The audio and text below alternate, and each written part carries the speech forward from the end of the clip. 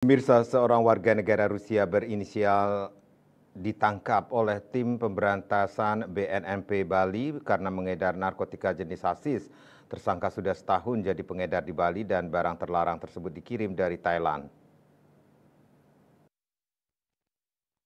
Warga negara Rusia berinisial EK 33 tahun ditangkap berdasarkan penyelidikan petugas BNNP Bali. EK ditangkap di areal depan sebuah minimarket Jalan Raya Uluwatu Jimbaran. Kabid Pemberantasan dan Intelijen Kombes Polisi Made Sinar Subawa saat itu menemukan tersangka menerima kiriman paket yang berisi 21 paket hasis seberat 223,15 gram. Selanjutnya dalam pengembangan di tempat tinggalnya di Jalan Raya Uluwatu, petugas kembali menemukan 24 buah plastik klip hasis seberat 62,98 gram neto, 10 paket ganja, 5 buah plastik klip berisi tanaman atau jamur kering mengandung narkotika jenis psilosin dan 36 buah plastik klip berisi kristal berwarna putih kecoklatan mengandung narkotika jenis mefedron.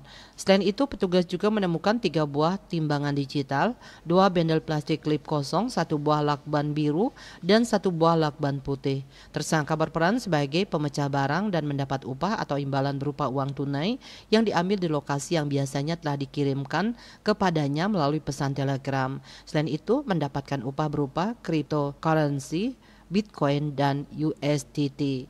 Bekerja sama kita dengan rekan-rekan dari BC, ya. Sekira pukul 16.00 WITA dilakukan penangkapan terhadap seorang WNA dengan inisial EK di depan Circle K, ya, Jalan Raya Uluwatu Jimbaran, Desa Kelurahan Jimbaran, Kecamatan Kuta Selatan, Kabupaten Badung.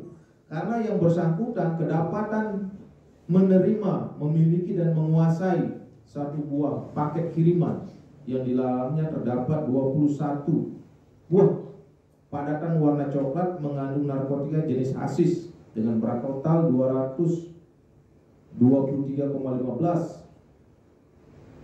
gram neto. Adapun modus operandi, ya, yang dilakukan dari tersangka ini, yang pertama menerima narkotik, ya, melalui jasa kantor pos, kemudian memecah, kemudian mengedarkan narkotika dengan cara ditempel atau ditanam sesuai dengan koordinat.